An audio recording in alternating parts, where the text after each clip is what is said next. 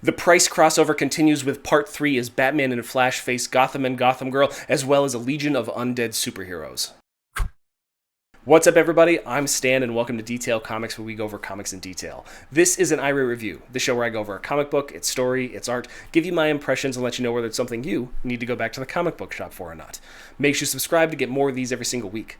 The book that I want to talk about right now is Batman number 65, which is Part 3 of the Price crossover written by Joshua Williamson. So this is going to be focusing on the combat between Barry Allen's Flash, Bruce Wayne's Batman, as well as a bunch of different Gothams and Gotham Girls that have been resurrected by the power of Venom.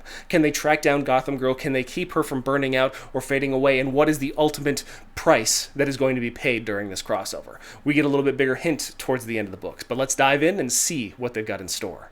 Batman 65 continues with Part 3 of The Price, a crossover between the Batman and Flash that is going to be concluding in Flash number 65, but in Part number 3 we talk about vengeance, and we open up with Claire Clover's origin story as she's with her parents and her brother as they get mugged, and she just knocks the head off the assailant. Not necessarily, saving the day. She just openly murders him, hitting him so hard that his head gets severed from its body.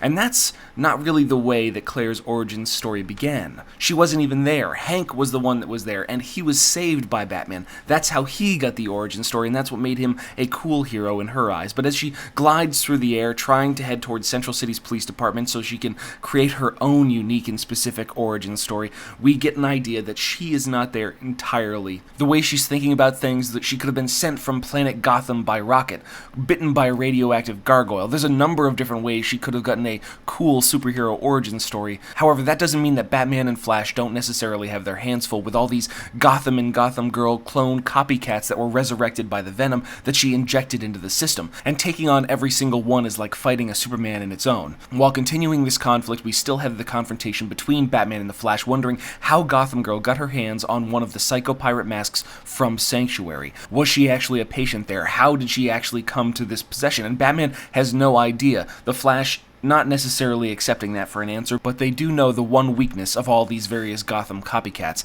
and that's that if they use their powers too much, they will burn out and fade away. So Batman leaps onto the back of the Flash, using himself as bait, and they start running around the entire compound with these super zombies in tow until their powers finally fade away, and you just see this burned out skeleton, this remnant, this husk, these leftovers of what were simple people trying to become superheroes.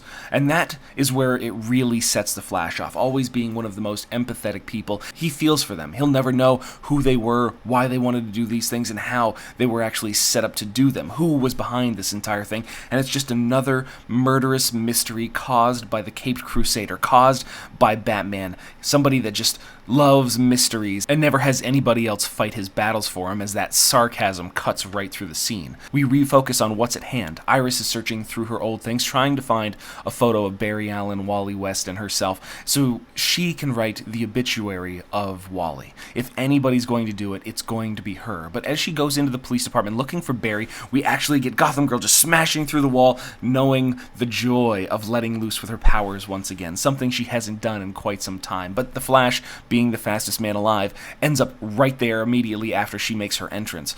And after a heartfelt plea from Barry Allen to Claire Clover, just saying, this isn't what your brother would want, I would want you to turn away, he's not going to be able to come back.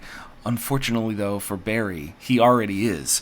Batman is finally escaping the island. He's pushing the Batwing to its limits, and while Barry is fighting against Gotham, trying to burn him out a little bit, he looks over to the side and he sees that Iris is there.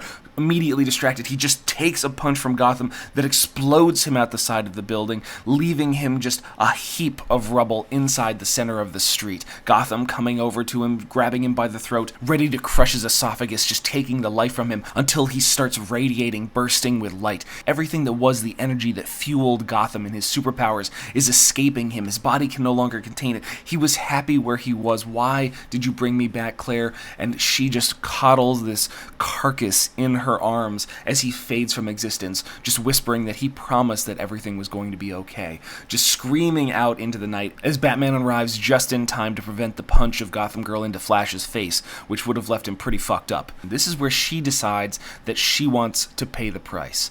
This isn't about Batman. Why does he keep twisting it and turning it into a story that is just about him? Why is everything his fault? People make choices, and she's ready to pay the price, knowing that she could die, knowing that the powers were going to burn out, but so she could live to be the hero instead of being the villain, instead of being helpless, instead of being weak. Wouldn't the price be worth it?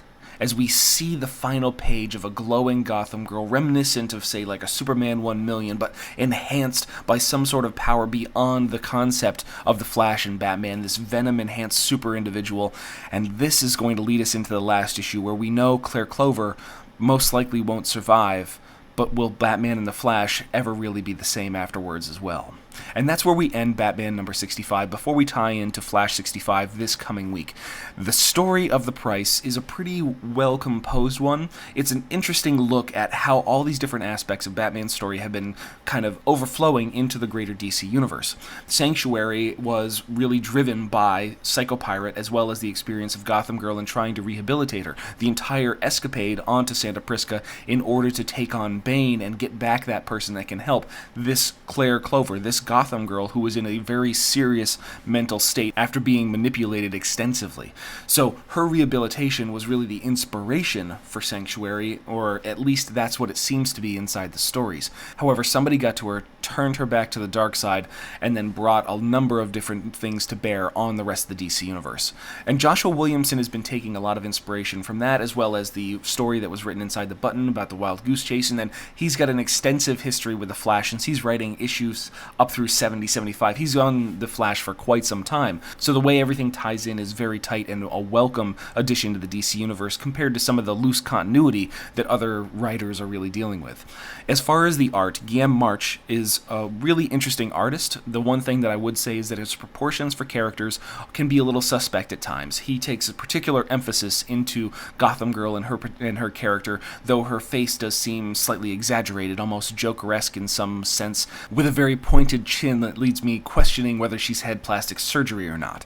But the experience, the action, the kineticism of the actual storyline artwork is very solid. I really appreciate this, especially compared to Batman number 64, where I thought the storyline art was a little bit more suspect. As we get into part number 4, we have to wonder what price is going to be paid in the final issue, but as a 4-part miniseries, I think that this is a welcome reprieve from the experience that we're getting inside the Flash, with the whole Flash Quest or the Force Quest storyline, and then the Nightmares storyline getting broken up into 2 pieces on Tom King's Batman side, which is going to give us a little bit more of a refresher before we dive back into the nightmares of the Dark Knight. But I want to know what you guys think, so hit me up in the comments down below and we can start that conversation. As always, if you like what you see, hit the like button. Don't forget to subscribe to get more news, reviews, and commentary on comic books, comic book movies, comic book TV shows and games, and anything and everything inside the world of comics.